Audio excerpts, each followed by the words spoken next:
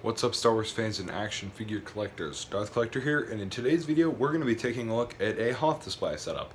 Now this was a really quick display. It took me like 5-10 minutes to set up, and it's very budget. It cost me, nothing but the figures pretty much, then just some random like everyday items. So I'm just going to show you that, and it's nothing too fancy, it's pretty small. But before we get going with that, it'd be really great if you would consider subscribing. We're going to be doing daily videos for the next few weeks, next while.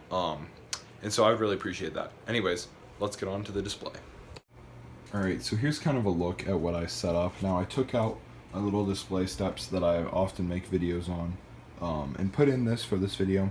Essentially, it's just a bunch of napkins and tissues and then with my HOTH figures on top of it. So I made this very budget. I was like, you know what, I want to make a display with just the figures I have without actually trying to specifically collect a HOTH, type figures.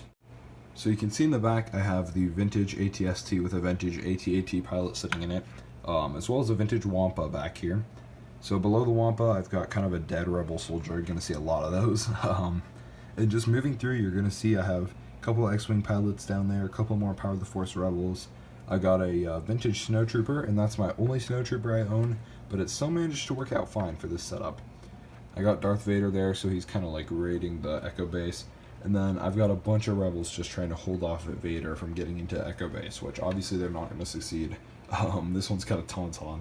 Then these guys are all just the Power of the Force and a vintage Rebel, all just trying to hold the line. And you see some of the ones he's already killed already down there, and that one's actually a vintage Luke. Pretty much all I used to make this was 3 napkins and like 3 tissues that I just bundle up right here to make like a little mountain. Oh, and a bit of Scotch tape. Also got the light up at the top, but that's about it.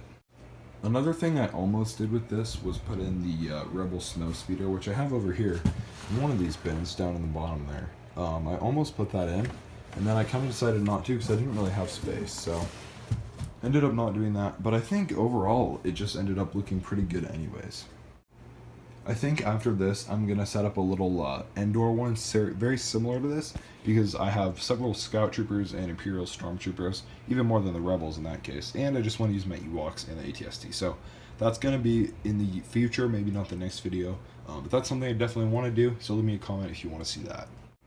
Anyways guys, thank you so much for watching this video. I really appreciate your time, and please be safe. Thank you again, and may the Force be with you always.